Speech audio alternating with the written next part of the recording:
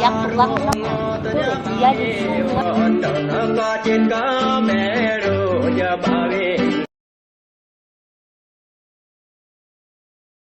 Mungkin mau cerita sedikit kali pengalaman ke Korangan Juwai?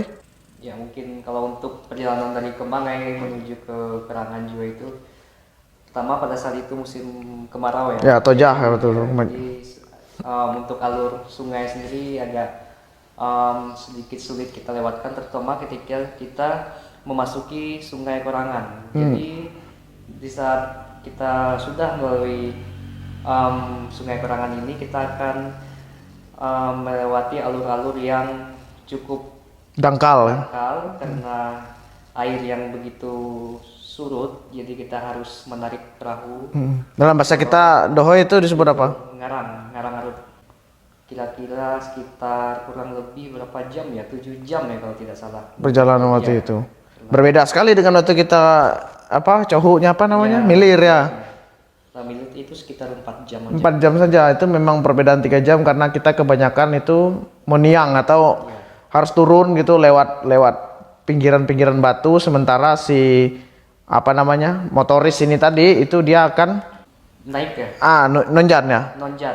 Dia nonjan. Nonjan itu ketika sampan Iya. bergerak menuju hulu Melawan arus. Kalau dia mengikuti arus dalam bahasa kalau dia tidak melawan arus bahasa Dohoinya labuh ya. Berlabuh. Dalam tanda kutip ketika melewati riam. Riam. Atau dohos atau kiham. Dohoi atau Kiham. Sesampainya kita di Korangan Juwai. Jadi waktu itu kita kebetulan Mina Surya selaku Kades tidak bisa mengikuti karena sedang menghantar tim sepak bola serta tim voli ikut turnamen di Orung Kemange. Sehingga kita langsung diarahkan Mina Surya untuk bertemu dengan Mak Topo ya waktu itu ya, adik dari beliau. Jadi kebetulan beliau juga kawar pemerintahan. Jadi waktu itu Mak Topo lah yang mengarahkan apa-apa saja agenda kita waktu itu di Korangan Juwai. Dimana kita sesampainya di Korangan Juwai pertama kali, kalau saya waktu itu langsung ngedrone ya, langsung merekam desa Korangan Juwai dari atas. Nah ada yang unik nih sebenarnya. Kalau kita ke Korangan Juwai ini itu gimana tuh alur sungai di Korangan Juwai dengan desa Tanjung Andan itu? Sebelumnya juga saya mau menyebutkan bersama siapa kita ya ke Korangan Juwai itu ya, kita mengucapkan terima kasih. Ya, Mina Eti, kepada Mina Eti sekeluarga. Bapak suaminya lah ya, Bapak Fani lah. Ya. Jadi kita naik ke Korangan Juwai itu menggunakan cis mereka. Nah, ada yang unik ketika kita ketika kita memasuki Sungai Korangan Juwai ini, itu ketika kita tiba di ada 2 desa yang unik, itu desa Korongdaso dan desa Tanjung Andan, di mana ketika kita berada di hilir kampung, kita harus memutar terlebih dahulu kampung itu. Dan waktu itu ada patokan seperti tower seperti ini ya. Jadi kita ketika di hilir itu melihat tower ini, dan sesampainya lagi di hulu kampung itu kita kembali melihat tower ini. Iya. Nah itu terjadi karena apa? Karena lengkungan dari sungai itu tadi yang memutari kampung tersebut. Dan kemudian kalau kita ke Tanjung Andan itu kita tidak melewati sungai besarnya, tapi ada dalam terkutip seperti terusan Suez di situ ya. Itu unik sekali karena awalnya kami kira itu memang sungai yang istilahnya dialami, tetapi sepertinya tidak masuk akal karena itu rapi ya, sangat rapi. Dan ternyata kita juga tanya ke warga setempat, warga lokal, ternyata itu dibuat oleh leluhur dari Dayak Udanum pada zaman dahulu. Boleh dikatakan leluhur karena itu sudah lama sekali. Sudah lama sekali karena itu rapi dia terusannya, karena itu tidak bisa mereka lewat langsung. Itu ada puhkang ya Pak kalau bahasa Indonesianya. Puhkang ya, di bawah itu puhkang itu yaitu ujung dari riam tersebut. Ujung dari riam, jadi dia seperti patahan. Jadi kalau harus dilewati oleh perahu sepertinya agak sulit, sehingga dibuatlah terusan ini tadi. Kita di hilir mau kayak gini nggak bisa.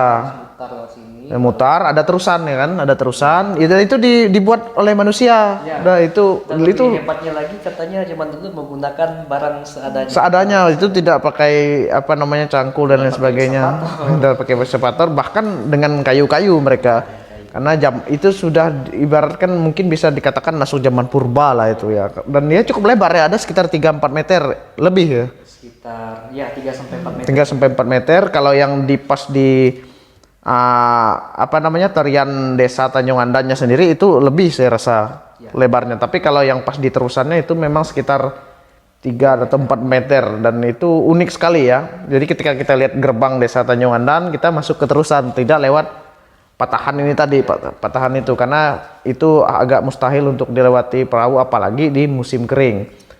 Sampainya di desa Kerangan Juwoy, kita istirahat, kemudian hari berikutnya baru melakukan foto. Dan juga kita mengalami kendala ya di desa Kerangan Juwoy, yaitu terkait yang bisa menghantar kita balik ke Kemange. Nah, sebenarnya rencana kita tanggal 23 itu untuk pulang. Bahkan saya pun punya rencana untuk tanggal 25 ke atas baru balik dari desa Kerangan Juwoy, karena rencananya langsung mau ke dusun paling hulu, yaitu dusun Madi, kampung dari asal dari bapak saya di sana di daerah Madi itu. Namun karena saya harus mengejar ada pertemuan di kabupaten sehingga saya putuskan tanggal 23. Namun ternyata tanggal 22 karena hanya ada yang milir tuh tanggal 22. Sehingga kita benar-benar pada tanggal 21 itu memang sebisa mungkin itu mendapatkan apa yang bisa kita dapatkan kan, paginya foto dengan masyarakat seadanya juga, karena masyarakat kebanyakan itu di Umo, di Ledang. Mereka lagi musim apa waktu itu? Musim nuhkan atau bahasa Indonesianya nugal. Ya, syukurnya kita juga dapat foto dari masyarakat, khususnya keluarga besar yang keluarga besar pemilik dari Kediring Brane waktu itu, yang kebanyakan mayoritas kan yang kita foto. Dan kemudian kita melanjutkan dengan merekam yang sore ya di Kamat. Di Kamat kan. Di Kamat itu adalah semacam dohoy atau bisa dibilang kiham juga ya. Itu letaknya di hulu Dusun Madi. Jadi kalau dari Madi sebenarnya sudah kelihatan juga dohoy Kamat ini. Sana kita melakukan drone, kemudian juga melakukan sesi perekaman kenyahpi Ogo Ipat. Namun karena suara soundnya itu terlalu riuh, kita akhirnya merekam kembali pada malam harinya secara manual untuk merekam audio. Kemudian paginya ternyata ada beberapa masyarakat juga yang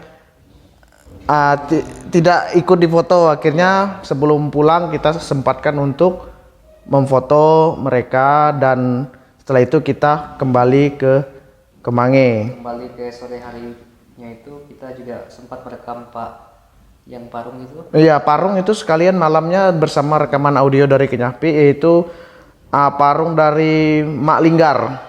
Jadi memang beliau juga cukup panjang ya, parungnya sekitar 15 menit waktu itu, dan semua itu bisa kita saksikan. Saya juga sertakan linknya di YouTube ini, dan saya akan posting secara terpisah terkait parungnya, kemudian rekapan Kenyahpi dan Kinyah ini tadi, itu semua dapat kalian saksikan di YouTube.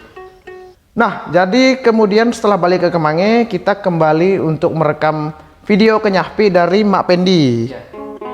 Mak Pendi yang sempat tertunda, namun yang tidak terkejar adalah perekaman Kinyah atau tarian tradisional Kinyah Ud dari Bangga Band. Itu yang tidak sempat kita kejar. Rencananya mungkin bulan depan kita selesaikan itu, sehingga teman-teman bisa melihat perbedaan ciri khas baik musik dan juga gerakan dari Kinyah Ud versi yang didominasi oleh kelompok Bohokam dengan yang di kelompok Kayanik dengan yang ada di kelompok Udanum atau Ngaju. Nah, itu unik dia, karena kalau yang punya Bangga Band dia pakai alat musik Kenyahpi, dan kebetulan yang memainkan Kenyahpi itu adalah Mak Pendi yang merupakan anak dari Rio Ogo Dolah, selaku orang yang sangat terkenal, seniman terkenal di zamannya di daerah Kemange, yang memang sangat terkenal terkait seniman, hal-hal yang menyangkut seni budaya dari kelompok Udanum atau Ngaju yang ada khususnya di Kecamatan Memaru,